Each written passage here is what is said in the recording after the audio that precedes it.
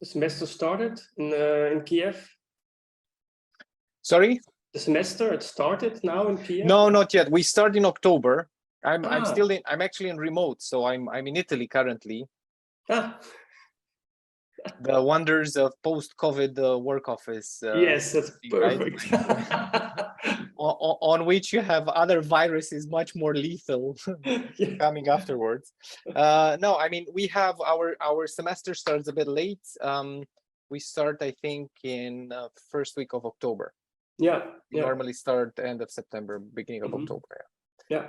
And I think everything had to be a little bit repurposed, rescheduled, everything, because there are new requirements for school and universities. Oh, okay. Such as bomb shelters and this and that, and special type of windows so that if something really explodes, it doesn't go into shards in everyone's eyes. Those kind of things, which, well, I mean, slowly it gets to exactly what we're after, which are new safety requirements, new construction requirements. But it's a slow process, and then people can't just do this overnight. So then I think things have been okay, it's even that's complicated. It's definitely not straightforward.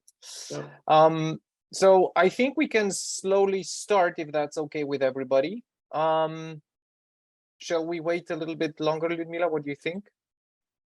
I think we can start, but people will come in anyway after. Will come in, during our lecture. Sounds good, because Hans, unfortunately, time is also very limited. Yeah. Okay, I understand. We have time to discuss also a little bit afterwards. That's good. Yeah. We will do a record, so other people that have been registered but can join at this. They watch it later, because we have 12 p.m. at Kiev, and it's a busy time for people and the day. Great. All right, so welcome everybody. Many thanks to Han van de Wettering for joining us and giving this presentation. Hi, Han. So just a few words. Han is an urbanist, architect, and founder of the urban design studio Van de Wettering Atelier für Städtebau in Zürich. His office is actual laureate of Swiss Urbanism Award. He's an expert in city development and master planning, integral urban and mobility planning for complex sites and cooperative housing developments. He also lectures at various schools and universities. We hope we'll be able to see you lecture also at our school soon. Why this presentation is extremely relevant is that his office already worked in sustainable urban development in Ukraine, so in Vinnytsia and Lviv, in Zhytomyr. Han, the screen is yours. We will take Q&A and discussion towards the end of your talk. Thank you for the introduction. So I'll share my screen. Where is it? There it is. I have to start with the first slide. Yes, so thanks for the introduction. I will talk today about this Vinnytsia case. I want to talk a little bit about how it started, the context of this study. We worked on it ourselves.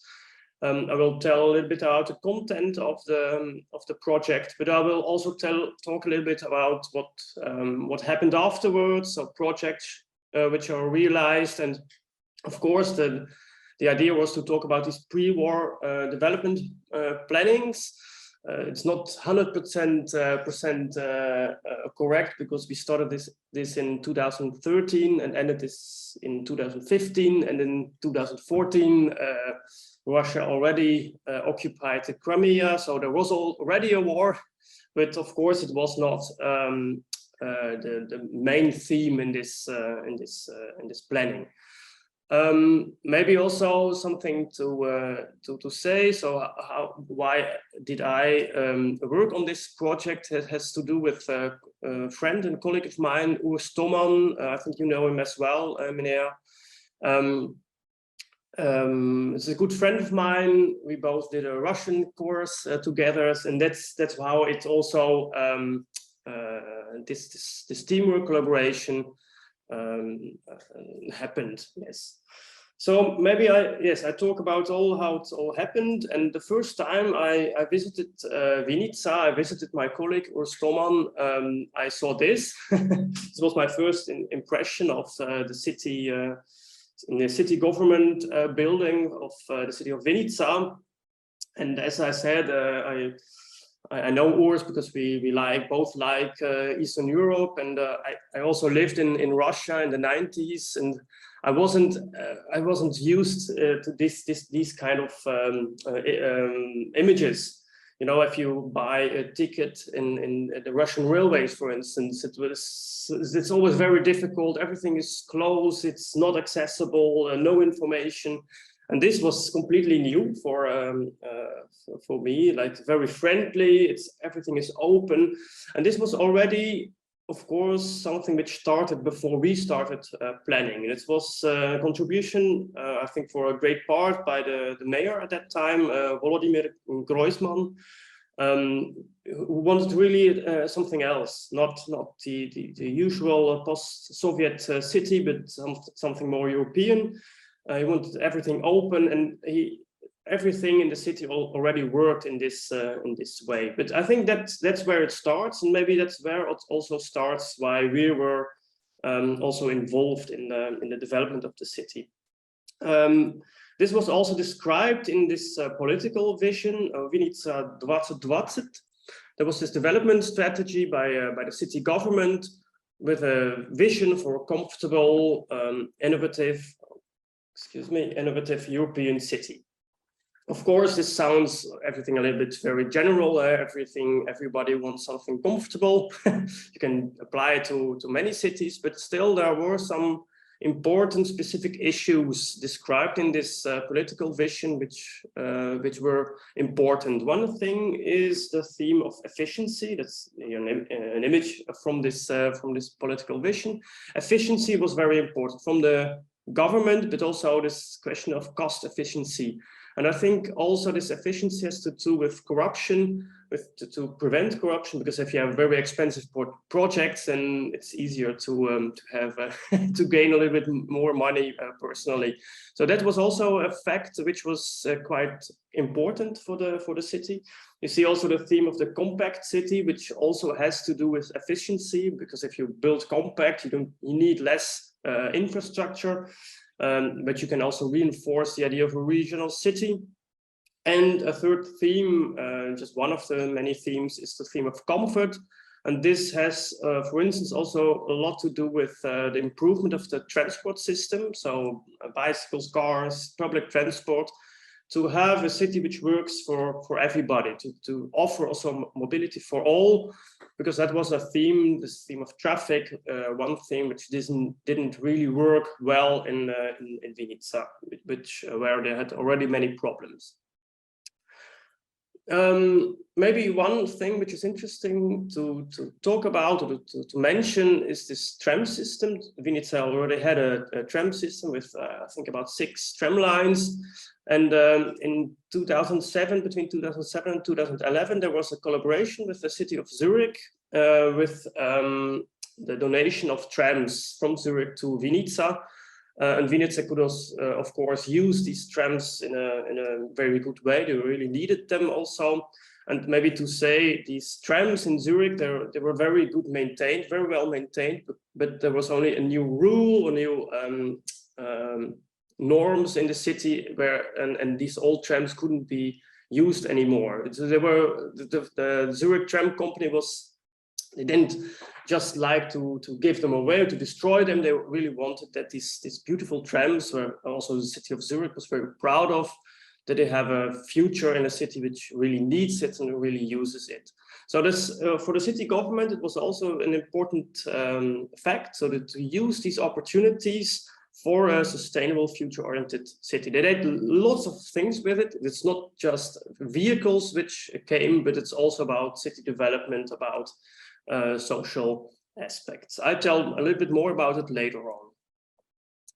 And then there was in 2013, there was this institute from Kiev who did all the general plans, so the urban development plans, zoning plans for all the cities in Ukraine, as I understood. they made a general plan for Vinica as well. It was presented in 2013, the final version. And yes, I know that Vladimir Groisman, he was a little bit shocked about this proposition, because it had first no reference to the political vision, which I showed before, and also many opportunities. For instance, the trams which were donated, they were not really used. And you see here, it was also a little bit typical. It was this a little bit maybe post-Soviet Soviet vision I had. They presented the general plan, but they didn't want to give it to us or to the city. It was only not even a PDF or something digital. They had this printed version, so we made some pictures of it, but we couldn't have it. And so you see here a drawing and interpretation of this illustration of this general plan from this institute from Kiev.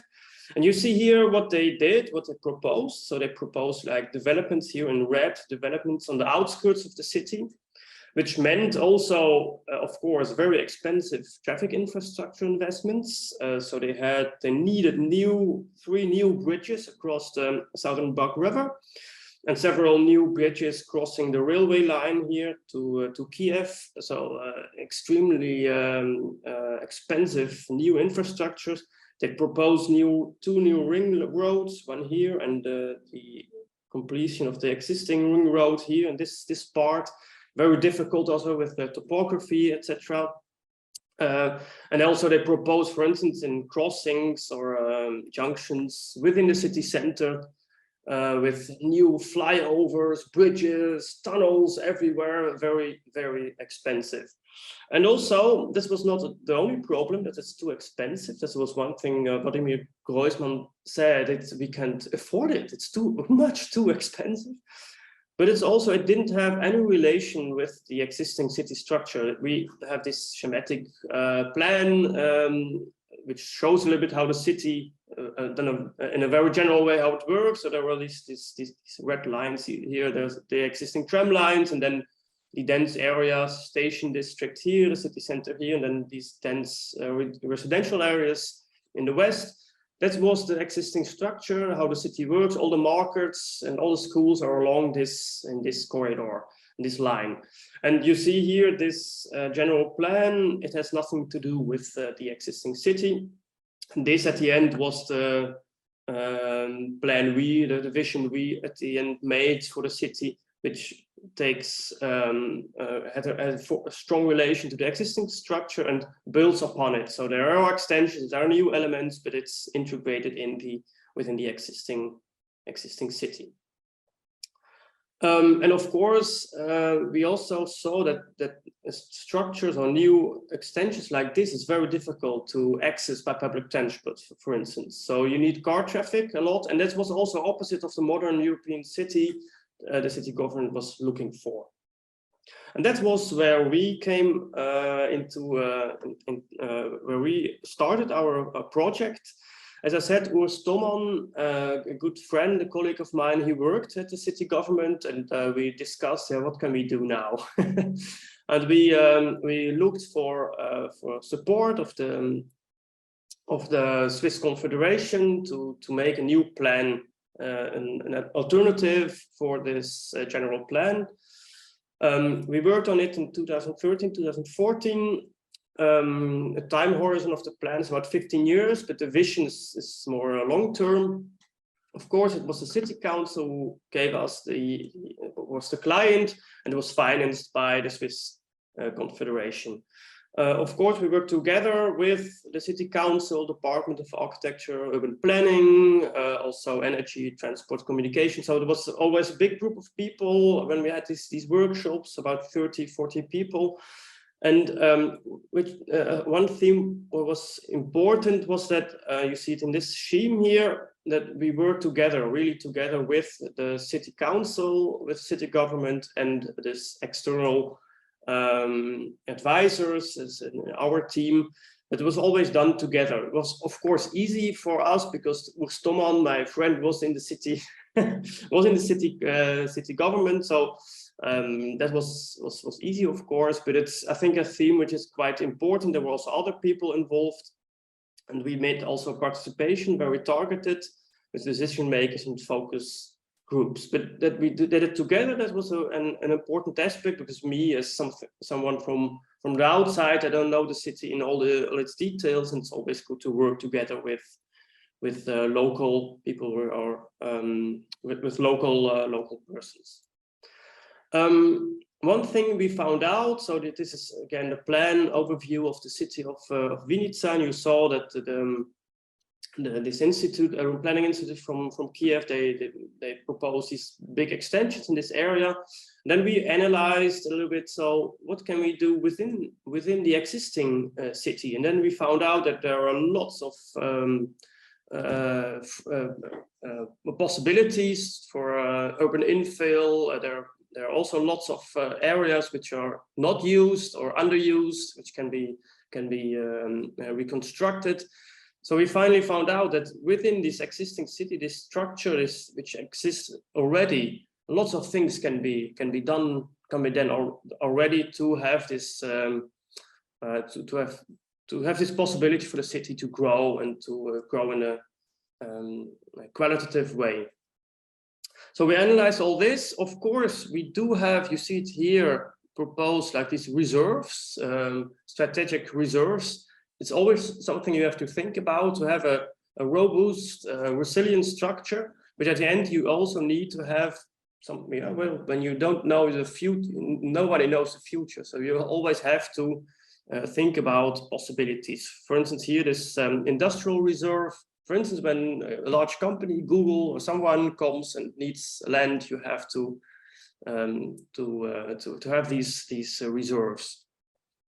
So this is the analysis of the potentials and also centralities, all the markets, all the shops, all the university schools, they are within this central area. So this was for us very strong, very clear that we need to reinforce this existing efficient structure.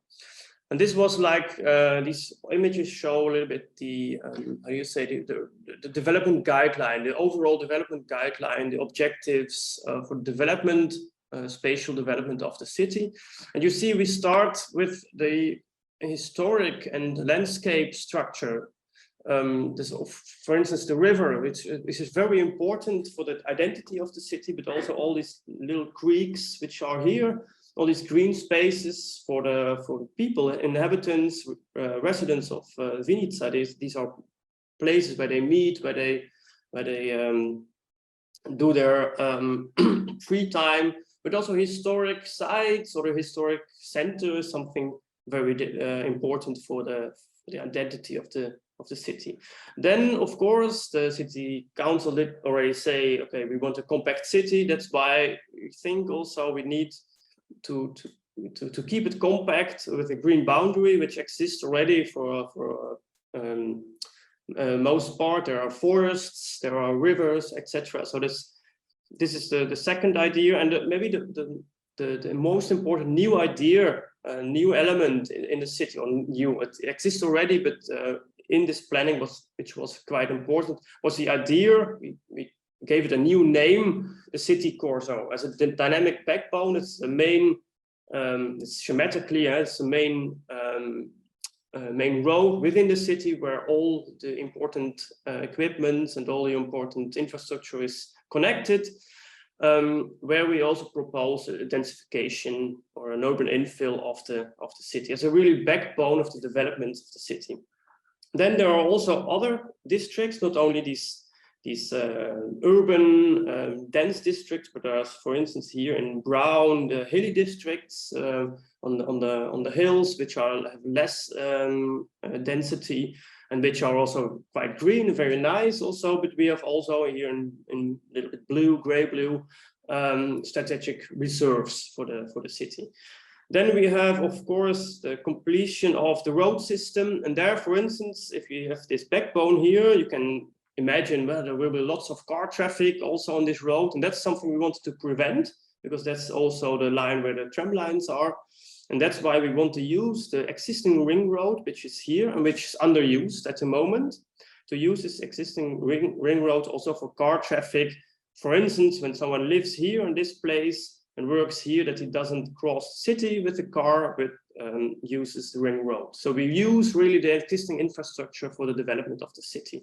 And then the last one is like the smaller scale, small sub-centers also in the hilly districts, that we have also the centralities as meeting points, as important elements within the residential districts.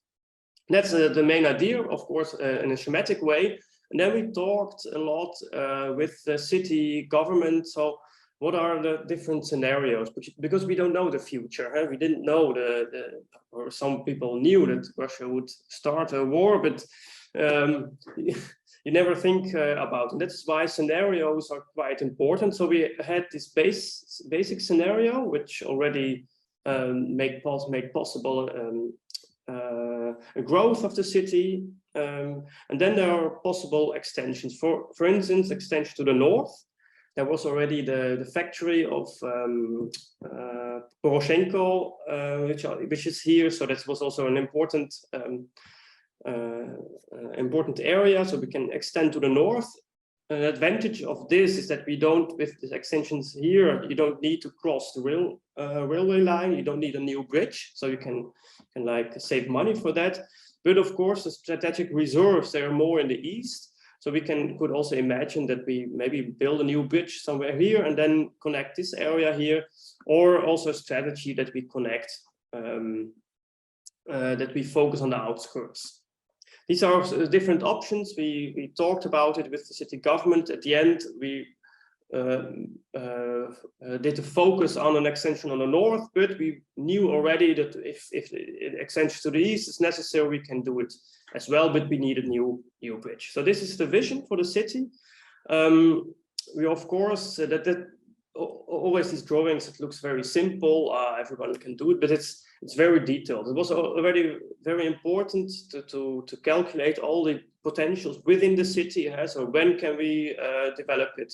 How can we develop? What use is appropriate? So you see here all these colors, all these which show also when do we develop? When can it be developed? What kind of is it industrial? Is it residential? It shows a little bit overview, but also about traffic planning. So we had an interdisciplinary team. You always have to be sure that it works. So we have this idea of the corso, but of course we have to show that it works. There's, for instance, this crossing here in this area, which is very important, and also lots of traffic. And we drew already with propositions how it could be redesigned. This was a crossing where the Kiev Institute, where for the general plan, they've proposed like flyovers and tunnels, and we wanted to prevent it, but we also had to show that it worked also with a normal crossing. We even calculated here if there are traffic lights, how long you have to wait as a pedestrian. So we calculated everything. Even also the public transport network, we had the whole network here. I think there are no marshrutkis in Vinica, so to have really a public system for everybody in the city with tram lines, but also already here you see on this image, this dotted line, we found out that, of course, when everything is okay, the sun is shining, then everything works. But if there is an accident, for instance, here in this area, this is Swiss way of planning, actually. If there's an accident somewhere here, the whole public transport network will not work anymore. And that's why you always have to think about redundancy of the system. So we propose also a tram line, to construct a tram line here to prevent also the dependency on this central corridor, to have always the possibility to keep the public transport network working. We of course did it also, so also in the detail how it works, how many tram stops or bus stops you need. So from the large scale to the small scale, everything was considered.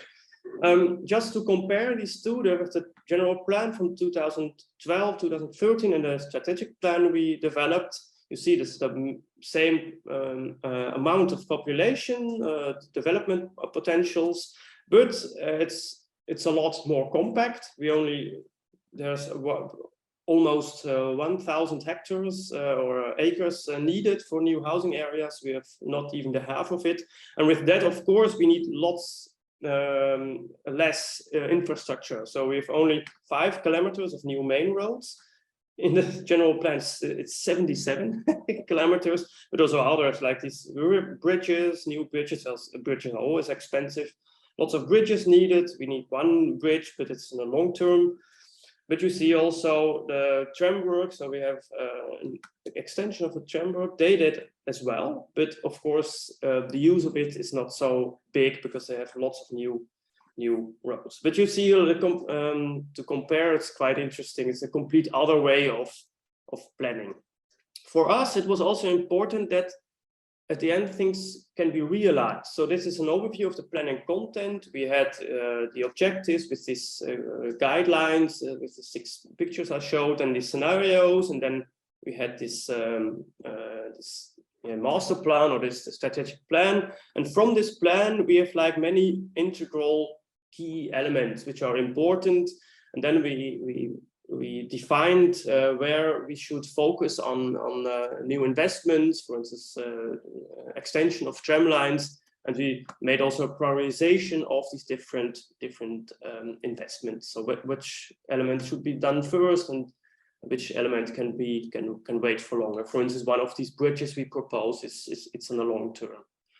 And one of the first projects which is important, so I already talked a little bit, is a central part, the Soborna Street, central part of the in historic city center where the tram line exists already.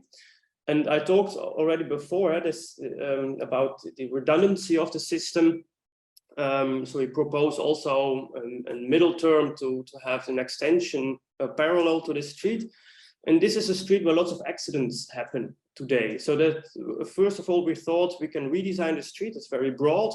We can redesign the street to make the roads more secure, to prevent these accidents and also this blocking of the whole public transport system. You see here the propositions. We made some visualizations. You see people can wait here. That was always one of the major problems, people crossing, and then there was an accident. The nice thing is that these projects, these propositions were quite fastly realized. So one project was, for instance, redesign of a part of the Soborna Street, but also other things like a new fare system and a new timetable. So usually before there was not a timetable. They only said every 7 minutes there will be a tram, but you never knew when exactly. And now they have a timetable, so everyone knows when the tram comes, how long he or she has to wait. So that's something they did. And then one project, interesting project, is the project for the Kotsyubinskoho street. That's the connection between the main station of Vinica with the market, with lots of development areas, and the city center. Today the trams do like this, so they make a detour around the station district. And this here, a tram line doesn't exist. So that was a project we did to find out what kind of design, what can we do to improve the situation here and to integrate a new tram line here. This is the existing situation you see from this street. There's a station, Vinica Central Station, main station, and then this road towards the city center. And this was also this. We were also involved in the planning. We didn't do the planning ourselves. We only organized it. We invited 3 teams, or not? Didn't invite. It was also by offers. Exactly. It was an interdisciplinary collaboration between the city government and 3 teams working together. Also in a way like visiting the area, doing things together. It was really a very nice process. Everything also open. You see here, for instance, there was an exhibition in the station hall, which was visited by all people. People were interested. We also tested it, several propositions done by these teams, 3 Ukrainian teams. For instance, there's this road here, and they closed it temporarily to see if it works, if there are traffic problems or what else, and if you can reuse this space. And this is exactly the space which was bombed by Russians. You see this building. There is this feeder. It's incredible. You know, this was exactly the place where we talked with the people, with the population, where these ideas were generated, and where everybody thought about this beautiful square which you could redesign. And yes, you see that the Russians don't like these kind of things. There are other projects which were realized on the basis of this integral planning. For instance, the Zamostianska Street, which was redesigned. You see it here. But also other things which have nothing to do with infrastructure, but also a park, a new green corridor, which was already the Kosmonavty prospect, which was already mentioned in our strategic plan.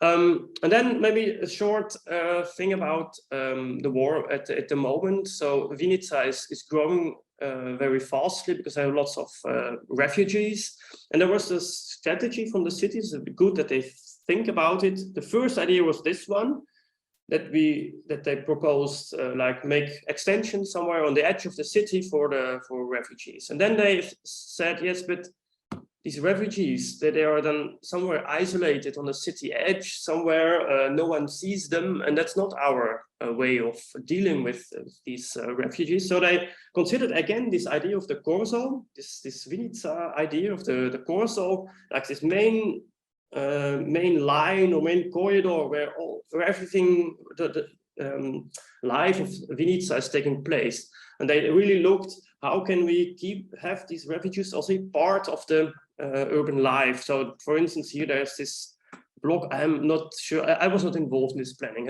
but I talked with the city and with Urs what they're doing. I don't know what was here before, maybe it was in a former school or something from the university, and they redeveloped it, restructured it for housing for the refugees, and they are now in this. You see this street again. I showed the picture before. This was redesigned in 2018 or something with the tram line. So they're in the middle of the city, and that's the idea, to integrate also these refugees. That shows also that maybe the pre-war vision can also help themes, which are now actual challenges which the city has now. Maybe a conclusion now to finish the presentation. For many Ukrainian cities, future development vision like this one for Vinica exists already. So for a resilient development, future development, of course, with a starting position without the war, but as you said, as you've seen, the Vinica case shows also that it can be an inspiring thing for the post-war urban development. And I saw already I read all those articles. There are already like new ideas for post-war visions, like big famous architects, Richard Rogers, making propositions. But there's always interesting, of course, but it's often not so appropriate to the city. So I think the one major thing which is also done in this Vinica case is like use these valuable, well-functioning existing structures, begin with them, and then maybe there are also, of course, new elements, but start with things which are beautiful, which work already. And then you have also a more gentle change. So you can keep your identity, and it's of course very efficient because it works already, and that should be, it should base on that. Of course, also one thing is about this collaboration, how to do it. I think it should be always done by the local city government, and if you have like external advisors, it should always be a very strong collaboration. With this, of course, I think also for post-war city development, it's about cost efficiency. It costs enormously. So thinking about starting from scratch, for instance, or do everything new, as they did in my hometown, Rotterdam, for instance, it's not always the good solution because it's also very, very expensive. But it's also about, you can propose, of course, expensive things, but at the end, cost-efficient solutions, they are more feasible and they're more realizable, so you can really we can profit it very fast from it. And I think at the end, something important in Vinica was this idea of this city corso as a backbone. It's a very strong, resilient, robust system, which always works, which always it exists already. And it showed also with this question of refugees, for instance, that this idea is very resilient. Also with these new problems, or yes, you can still use it. And one element also, so we found out this idea of a city corso, and you need always, if you talk with the government, with people, you need always something which everyone understands, which is simple and everyone understands. Of course, in the details, I showed all these traffic lights, that everything works. It's very complex, but at the end, to convince people that something is a good idea, for instance, corso idea, you need like these understandable, communicable plans and ideas which are simple and everyone can support. Yes, that's my presentation. So Nea, I give the word back to you, and for if there are questions or discussion. Great, many thanks. I'll just open up maybe the floor with just one question and one general comment. So I enjoyed very much this this creative integration of existing elements, taking care of topographic properties and so on and so forth. And the idea of having efficiency, I think it's even more important nowadays. The cost of energy, the discussions of these costs remaining high for the foreseeable future. It's clear we can't just spread out like crazy the cities. And so. So the first question is a little bit related to this infill versus on the skirts type of development. And this needs to be in a sense understood in terms of all the stakeholders. If you offer people nice houses in the center that have been properly renovated and properly connected, versus you offer people nice houses outside, plus 30 minutes in traffic, I think at the end of the day, people will choose the center, right? The infill.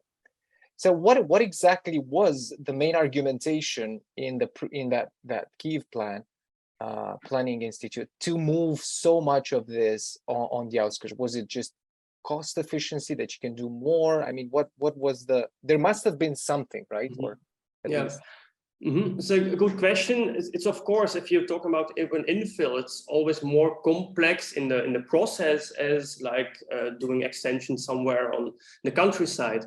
But we found out when we visited the city together with people from the city government, we found out that there are within this corridor or this line, there are lots of areas which are not used, really underused or really not used. They're empty as well. Sometimes it's like a former industrial area which is not used anymore.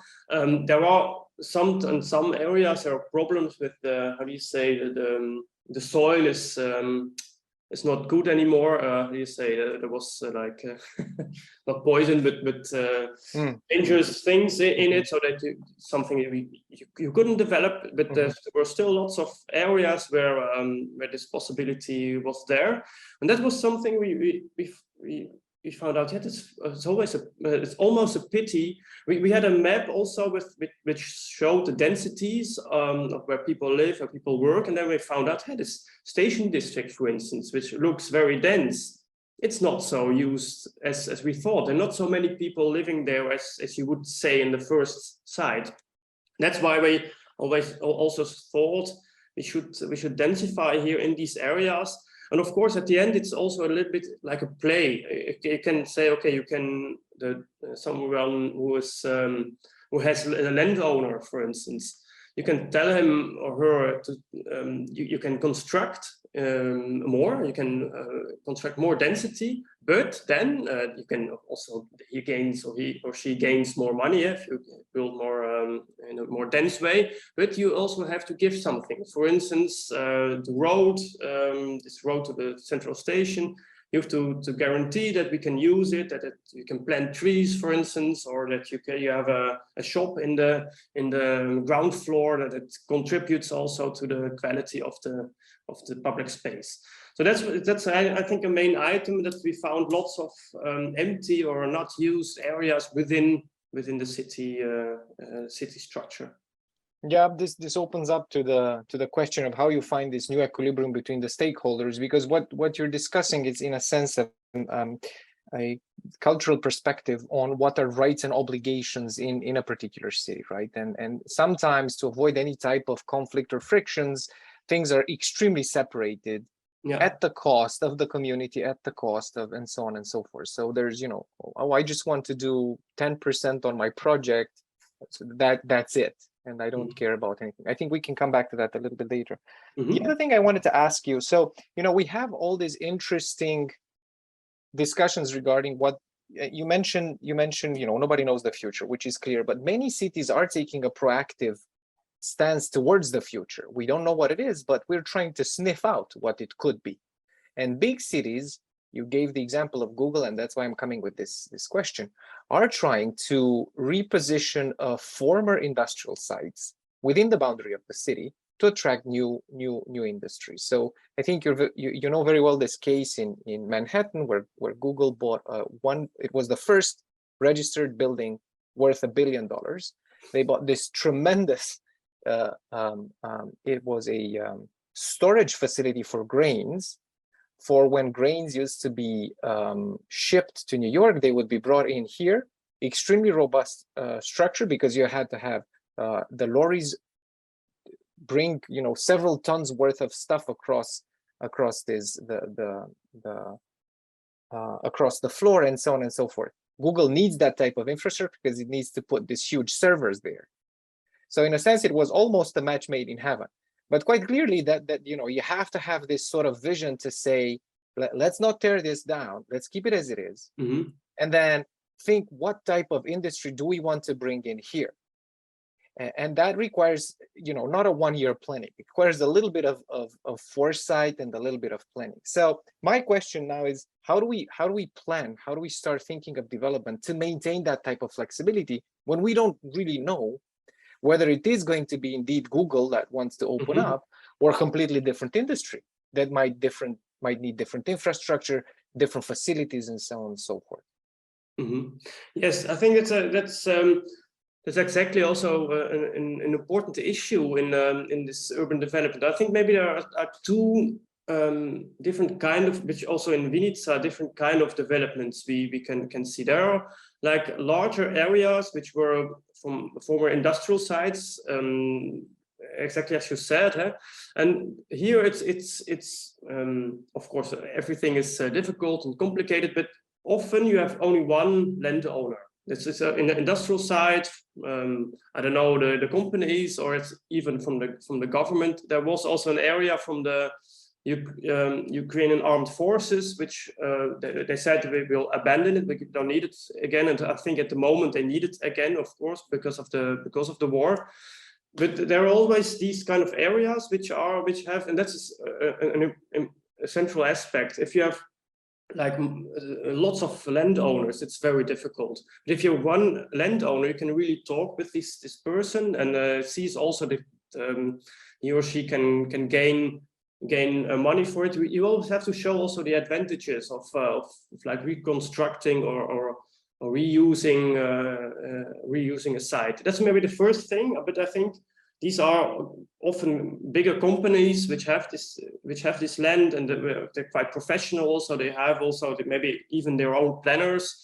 And the only thing you have to do as a city government is like change the zoning. So if you want to have residential functions as well, then you change the zone. Maybe you can, industrial zone, for instance, is not worth a lot because you can only do industry, like big halls and then some kind of factories. But if you have like a mixed zone, you can have residential areas, you can have offices, etc. And that's, of course, has more value in like selling. And that's of course for landowners like these, it's quite interesting. But always you have to as a city government, you have to secure that also qualities and interest of the city government is integrated as well in these plannings. And then there's the second thing, and that's also quite interesting, is like the small landowners, which only have like one house, for instance, and you also have to deal with them. And these are structures which as a single project doesn't bring so much. You know, it can make the building a little bit higher, and then there are maybe 2 families more. But at the end, in the whole, because there are lots of small landowners, if you have a rule which says, for instance, along this corso we propose, you can realize 3 floors, 3 extra floors. Then there will be some which start to create their own project, and there's maybe 2 families there, 3 families there. But at the end, because it's so much, it also helps a lot, and it's also quite interesting because it's a slow development. Slowly, everyone starts to construct. It's not necessary. You can stay. You can keep your house as you want, but it's something which can grow slowly. And these two ways of developing a city help a lot to also realize this idea of the corso. But it's always these 2 things: the small scale, which at the end in total is a lot, and then the large scale, which are really larger developments, and you can integrate also more. How do you say? For instance, like this is extension of tram lines. It's, and also if it's to the north, then they might pay also part of that, and you can have more. How do you say? Yes, you can ask for more. Yeah. Many thanks for these details. Are there perhaps any questions or comments from the participants? If you have any questions, just put them in the Q&A, and I'll pass them along.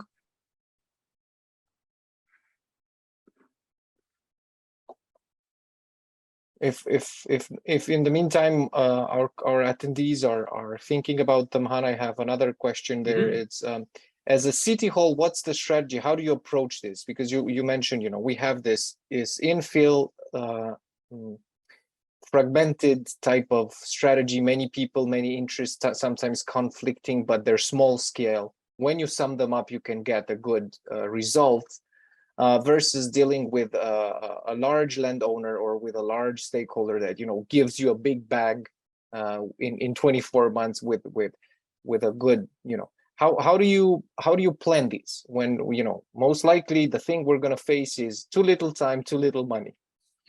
There's going to be competing interests. Obviously housing will probably be extremely important, but at the same time, if you have people but don't have jobs, there's no reason they stay or they come back. So how do you see this balance between these things? Yeah, I think these especially these larger projects, of course it's the first question if this landowner needs something, so that's it's as I said, there was an area from the armed forces, Ukrainian armed forces, which cannot be used now, but it's when it's peace, then maybe in a time it's still an area which cannot really be used, and it will be reconstructed. But also from private landowners or industrial companies, it's a first question. And that was already in Vinica. There were already areas which were really not used, but which had a very strategic position. So that's then you can like contact these landowners and say, hey, we have this new vision with the corso, and your area is just along this corso. We want to densify. You can talk. Yes, you just have to talk. We can then foresee a more dense area zoning with mixed use, etc. And then, of course, it's the question about how to do this development.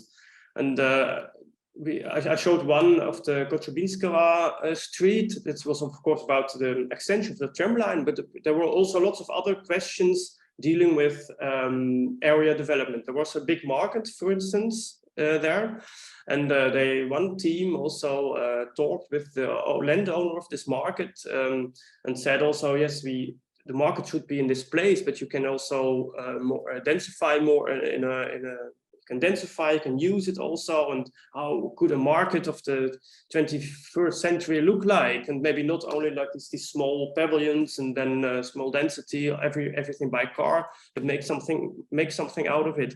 So it's also a little bit about, in this test study we did, this kind of competition, we developed the teams, these Ukrainian teams, they developed different ideas, and with that also you see a little bit what is possible, and then suddenly first the landowner of the market, it was not interested. Then one of the teams showed what could be done, and then suddenly, that's interesting, and could imagine to work with in this kind of style. And so I think also this test study which was also open, and we discussed, there was the city government was also involved, etc.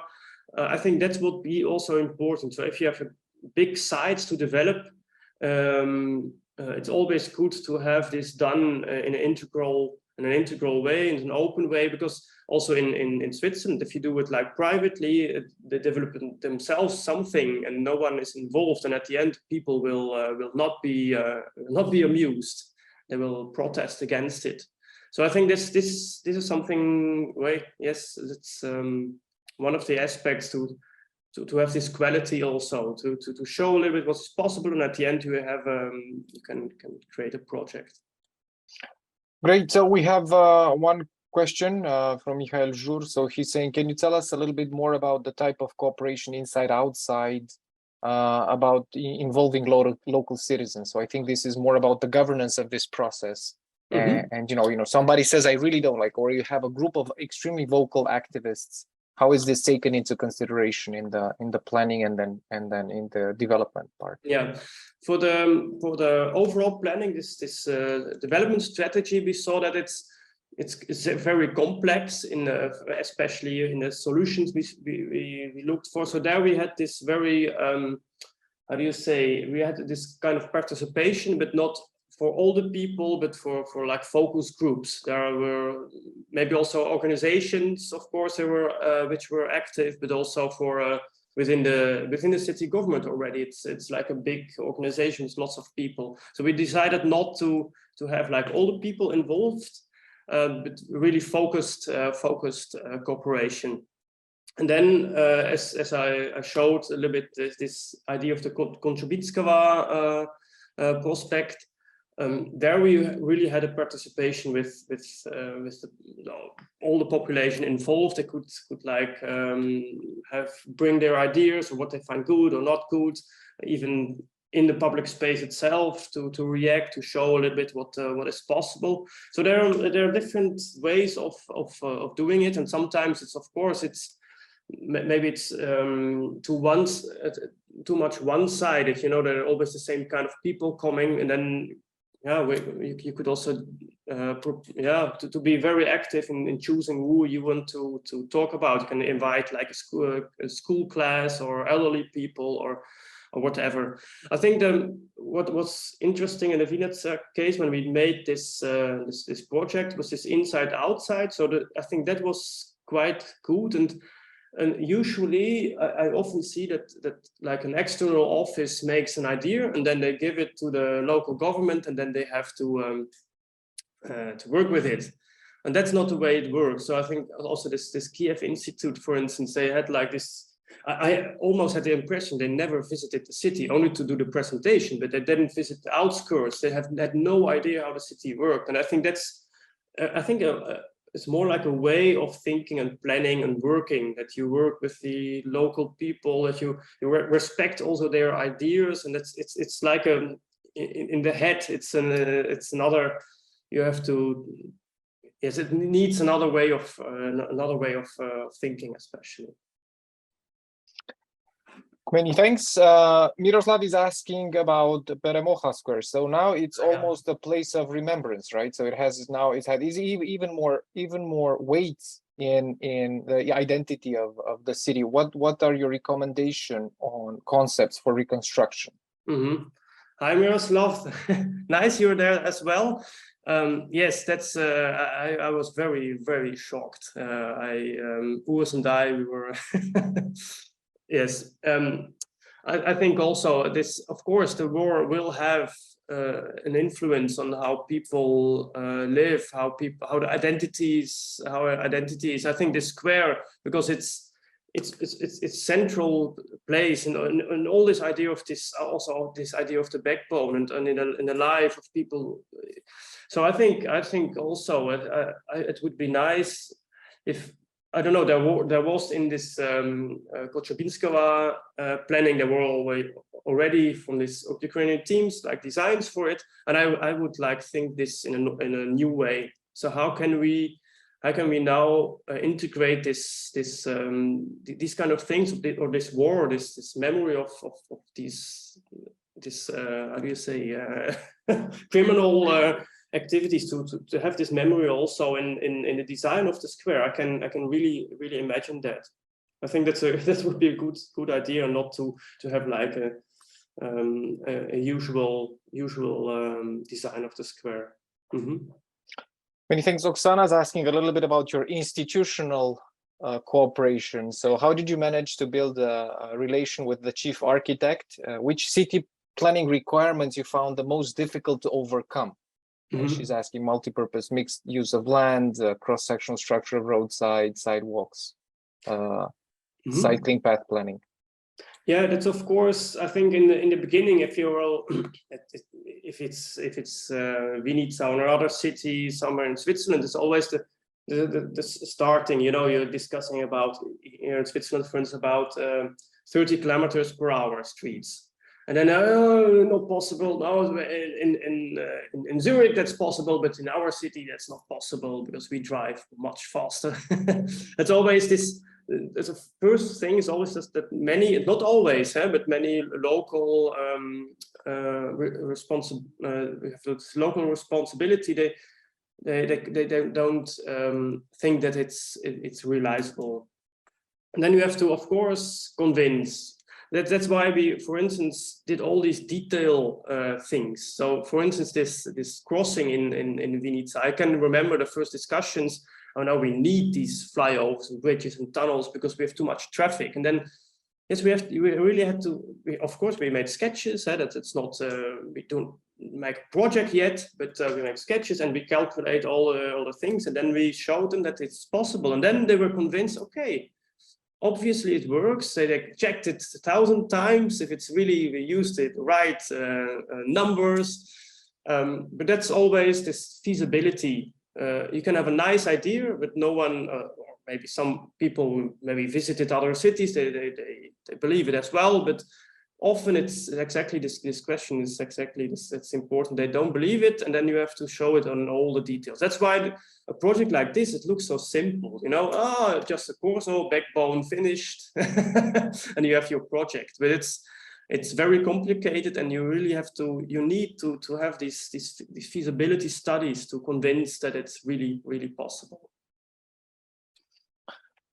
Great, many thanks. We're drawing close to 12 p.m. your time. I know you have to take off.